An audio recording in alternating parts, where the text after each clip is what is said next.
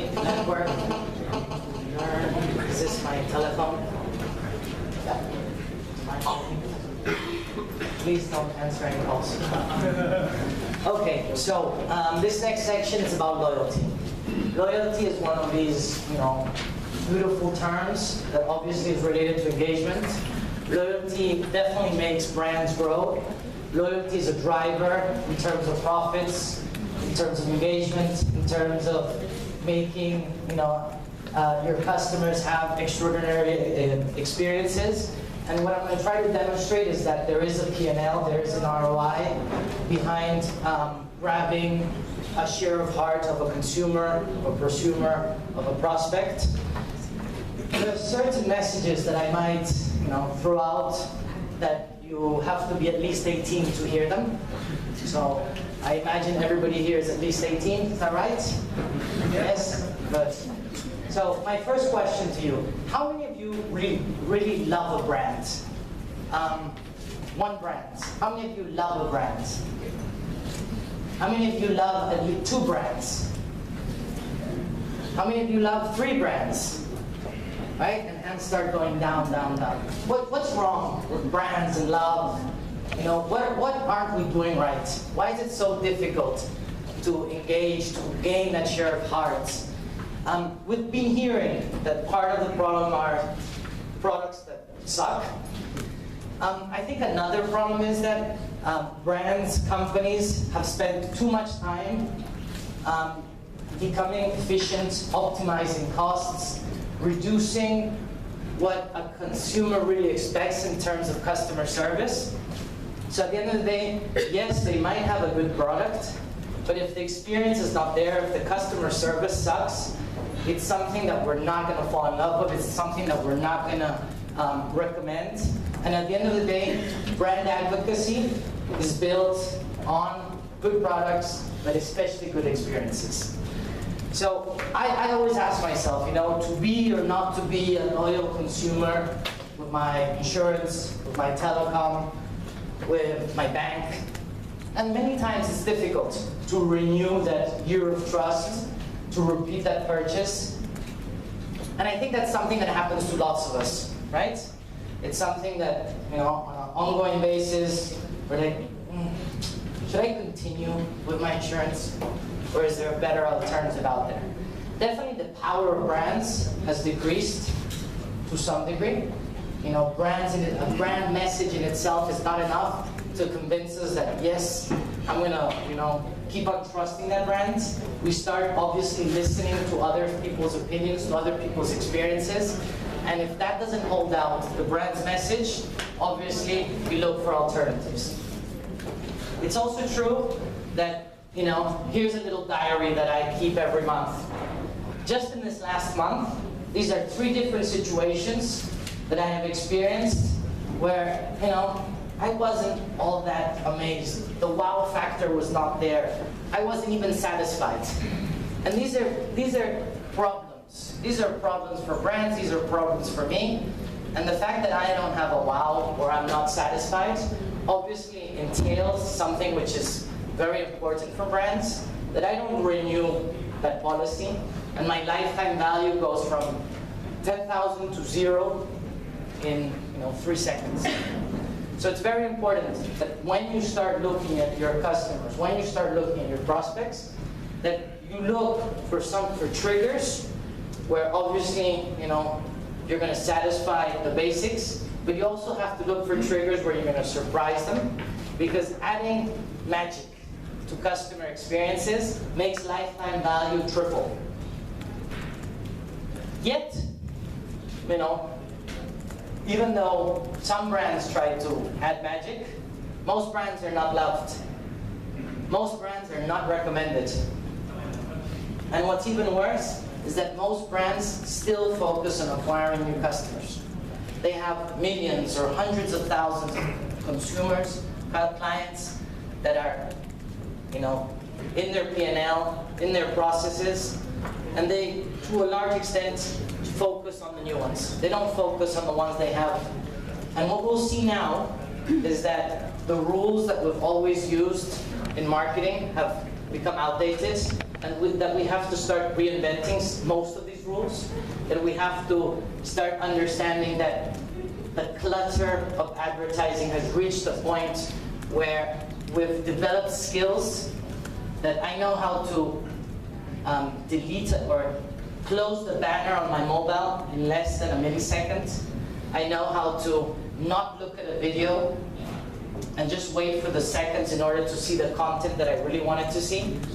So brands obviously have that challenge of making an advertising that's more relevant, but especially building customer experiences that build that share of hearts. Also a phenomenon that was mentioned earlier today, 90% of the economy is driven by word of mouth. We trust word of mouth more than anything. We like to listen to opinions of our friends, and it's one of those factors that makes us make a choice. However, please keep in mind that all of these bullets, all of these messages, there is something very important out there, that people love to recommend brands. People, despite the experiences they're having, despite the advertising clutter, despite certain aspects that are not so fantastic in your customer journey, consumers on social networks with their mobiles, they're happy to deliver a positive message when a brand really deserves it. So I think that's incredibly positive, that despite all of these experiences that are not so fantastic, when you do something special, you find that there's hundreds, thousands of people out there that are willing to give you a thumbs up, are willing to give you a second chance, are willing to recommend your product, your service, or that whole customer journey. And something that I find incredibly powerful, and it's something that I try to remind myself every day, is that 65% of new business comes from referrals. Why is it going up and down? Up, 65.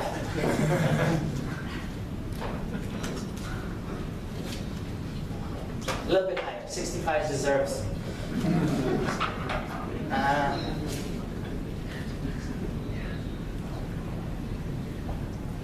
Sigo?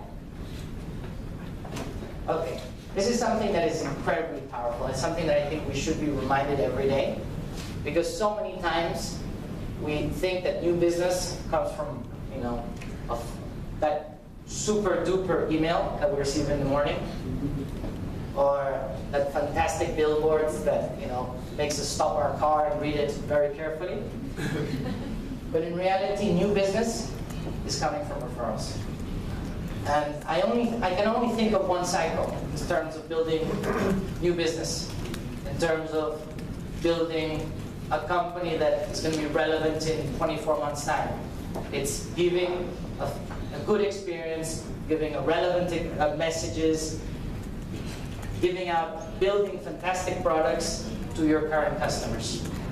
So, can all of these techniques be measured? Is it possible to really understand that when you wow your customers, when you deliver extraordinary customer support, does that build a more profitable business? There's different formulas out there that demonstrate that when you do that, it pays off. It pays off in your P&L. It pays off in a way that your company really becomes much more profitable. It pays off that you're building a pipeline of continuous, convinced prospects that convert better. So I do think it's important that in our scorecards, in our dynamics of building our future, of building a brand that's going to be relevant and that's going to engage, is that we really focus on loyal customers. So it's time for change. Today we're talking about SOLOMO, we're talking about social media, we're talking about lots of aspects that are very relevant. But I do think it's important that all of these strategies, it's not that content is king. What's king is the persona. What's king is your consumer. What's king is when, at the heart of all your strategies, you put that customer, you put that prospect, and you really make sure that everything you design in terms of marketing, in terms of sales, in terms of customer service, has a special edge, has something special for that customer. So, what would be the KPIs of a company that decided to push social loyalty, SOLOMO loyalty forward? Definitely, the first thing that we have to put on our scorecard is our brand advocacy. I know that a lot of companies, they measure their NPS, they measure the sentiment, but we have to do it even more. We have to take advantage of all the conversations that we're having in real time in the social networks to make sure that our scores of brand advocacy are more scientific. They're more real time.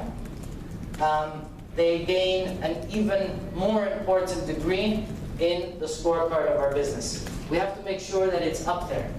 Another aspect is not trying to optimize our value chain, but it's trying to optimize our customer journey. If the customer journey is optimized and our brand, our company is able to deliver the right value to our customers, for sure you're generating NPS, you're generating lifetime value, you're generating loyal customers. And I think too many times we pay attention to our value chain and we forget that our value chain not necessarily is meeting the requirements or the expectations of our customer. I'm also a big fan that yes, we have to sell, yes, we have to generate top of mind, we have to build the awareness of our promotions, of our campaigns, of our products, but I think every single initiative, even though what you're trying to do is generate 3% more conversions, they should have something special. They should have something where the customer has the chance of saying, you know what, you've added 1 degree of share of heart. You have to make things that build share of heart. Okay? So let's see certain alternatives that companies can build in the next months that definitely go in this direction. Here we have 2 dimensions. In our value proposition to our consumers, to our prospects, we have to find, obviously, rational components that talk to the customer in a way that he understands. But we also have to build a new way of engaging with the consumer, which is much more emotional. Purely rational brands have a more difficult time in building that share of heart, that loyalty, that lifetime value. So I do think there's a challenge that a lot of companies have, which is surprising the consumer with more emotional messages, with more emotional components to the way they sell, they market, they service their customers. Here we have a series of alternatives. I will also say that today, a white paper was published about social loyalty in Spanish. You can find it on my Twitter. The last tweet I launched, it's the link to the white paper. And there you'll find all of these techniques perfectly explained. But I do also agree with the other speakers that have been speaking this morning of the importance of, for example, customer service, or how to make gamification part of the way consumers interact and relate with brands. And brands that are innovating in these aspects, that are innovating with incentives, with advantage programs of gamification, are brands that are generating extraordinary results in terms of sales or in terms of NPS. And this obviously is helping them in a period where there's a lot more competition. Of course, we have to, build everything around, the new opportunities of a smartphone. It doesn't make any sense that, any of our strategies don't have a mobile component to them, because we watch TV with a mobile in our hands, because we're at the supermarket with a mobile in our hands, because mobile is something that's always there, even when the first thing we do in the morning.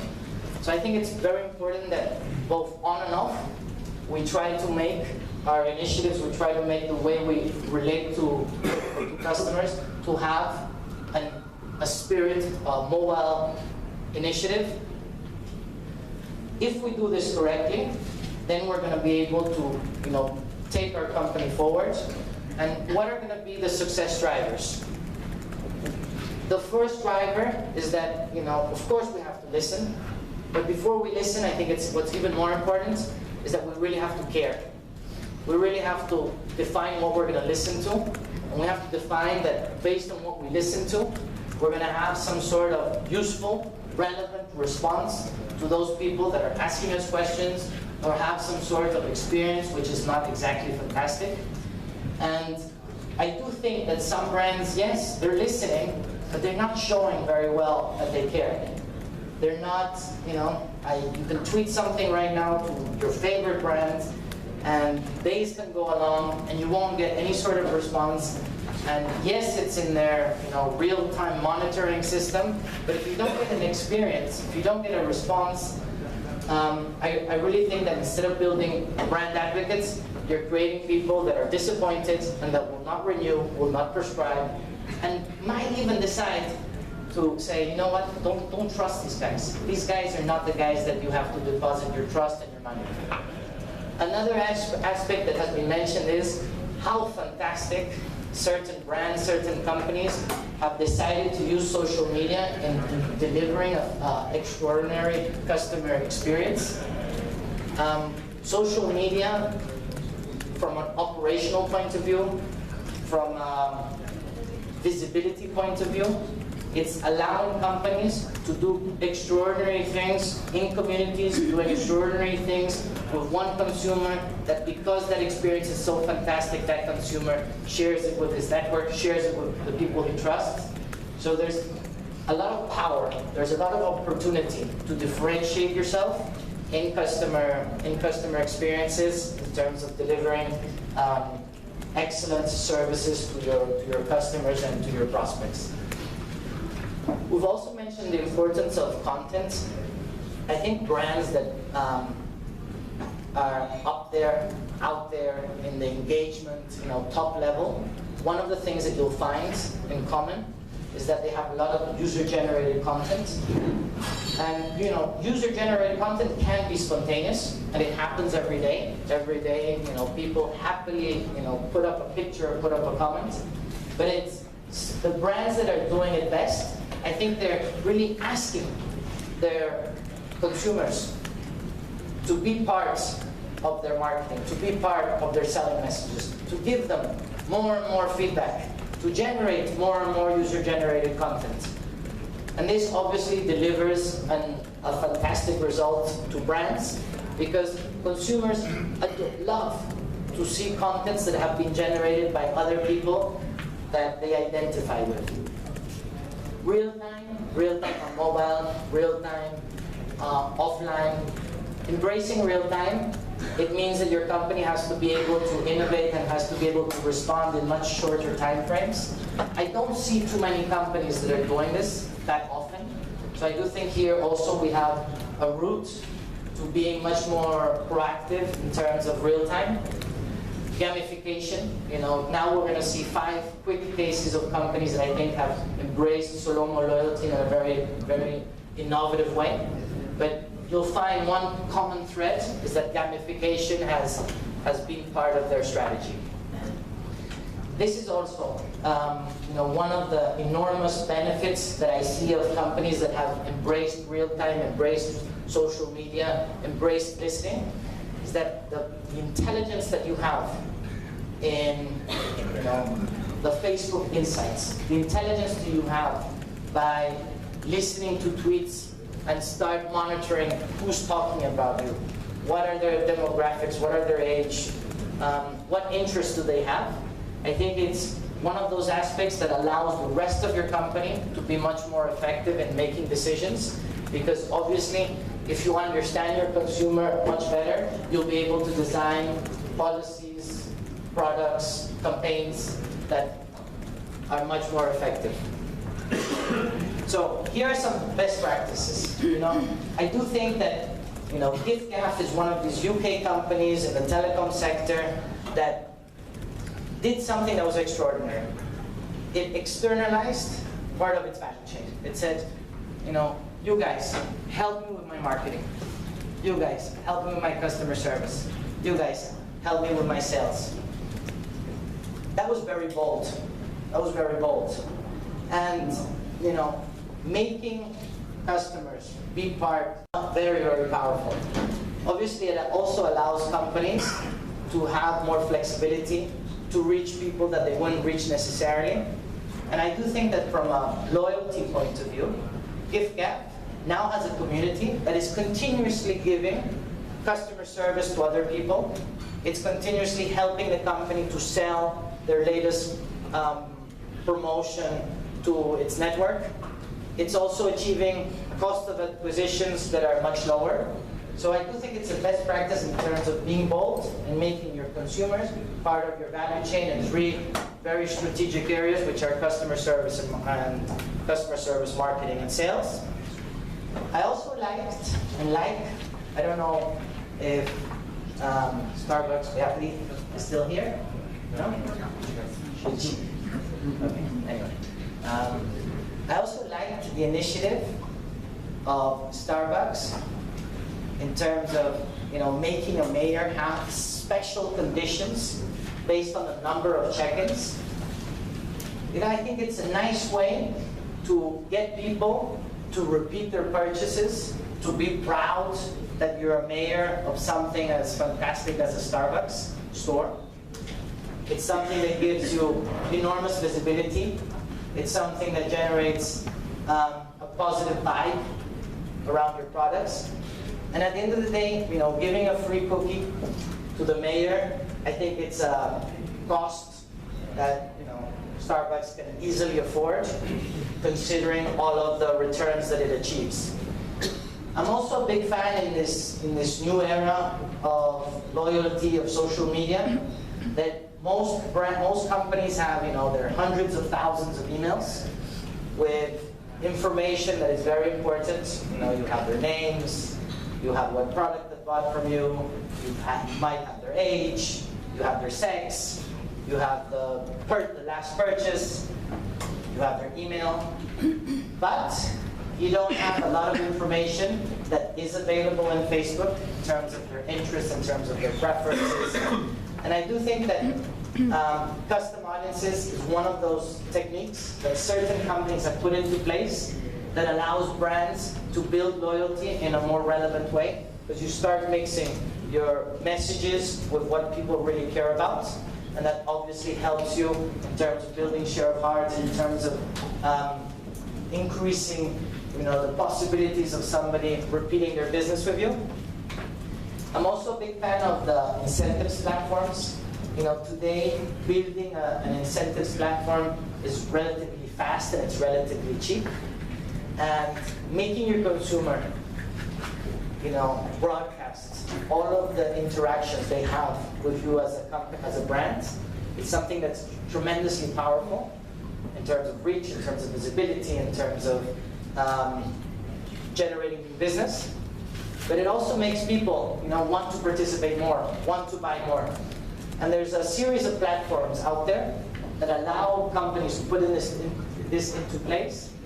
And it's something that, in this case, we have a food chain restaurant that has done it, and we'll see some of the results that they have achieved in their 6-month experience.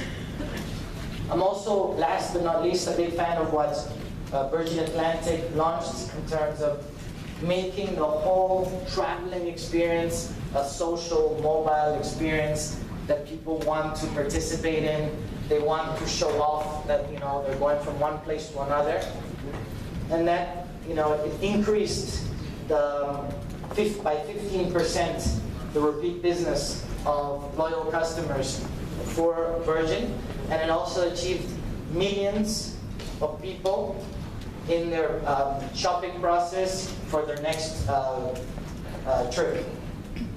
Okay, so once we put this into place, once we're convinced that social loyalty is definitely a strategy that pays off, what things should we measure? Here, I'm putting out a 9-box model: community, engagement, conversion, intelligence, awareness, sentiment, advocacy, satisfaction, and value. I'm 100% convinced that at least 3 of these boxes, at least 3 of these dimensions are key strategic drivers in all sectors, are things that we should care about. So that's why I'm also 100% convinced that loyalty pays off, loyalty generates returns. And here we have some of the benefits, some of the results that you can achieve by developing a SOLOMO loyalty strategy. It definitely increases lifetime value. It definitely makes people want to participate and share their experiences and generate user-generated content. Something very important in certain sectors is that the repeat business, the frequency of the repeat business becomes much shorter. So that's something also that is incredibly powerful.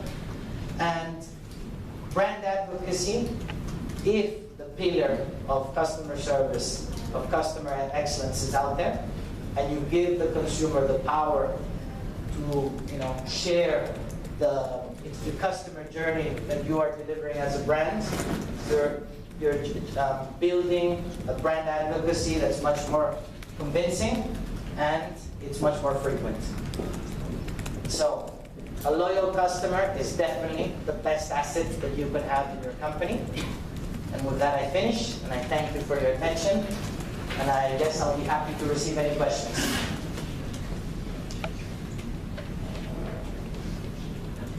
Questions? I'll pick on people. Speedos. Speedos. I'm a big fan of Toyota. Please, and I know that you have a tricky question for sure.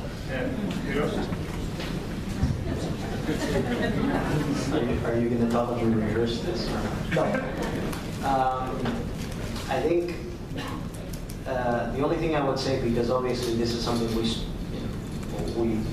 for us is very important, loyalty, like most other brands. But the only challenge I would put on this as a concept is that when you're a brand that's growing, when you're an established brand or you have very frequent purchases, then loyalty and repurchase may be enough to sustain the business model. But when you're in high growth or you're seeking high growth, then the question is not so much about the loyalty as such, getting that customer to repurchase, but how do you get that customer to refer?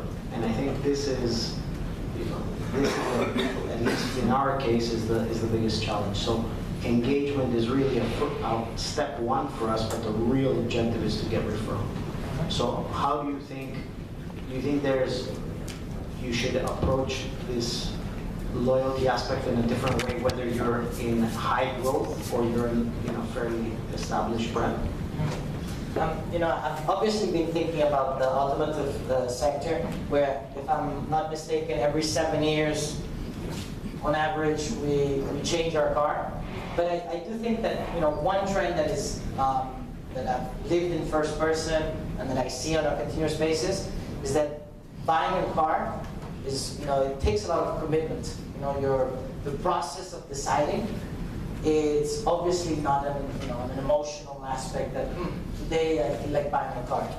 And I do think that in all of that process, the customer, obviously because it has the right tools, obviously because there's valid information out there, definitely does a lot of research, definitely finds the German study of the most reliable cars. But then we also look at people that we think are lookalikes, or the people that we look in the eyes and we say, yes, I'm kind of that person, and we see their experiences with cars.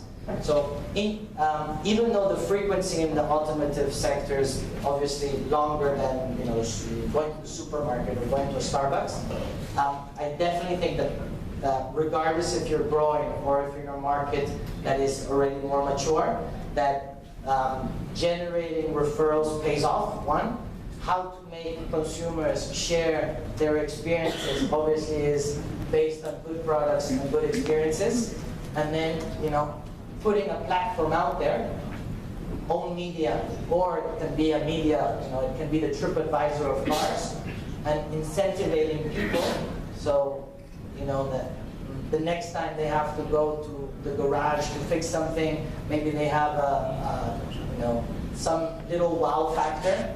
But if they've shared that positive experience, I definitely think it's something that would pay off. To answer your question, I do think that brands have to incentivize people to share their experiences and to give referrals. It is in our human nature to share, wow, how cool this brand did something fantastic for me. But if you put a little bit of incentive, you'll generate many more. And I don't think that referrals that have been incentivated are less valuable than spontaneous referrals.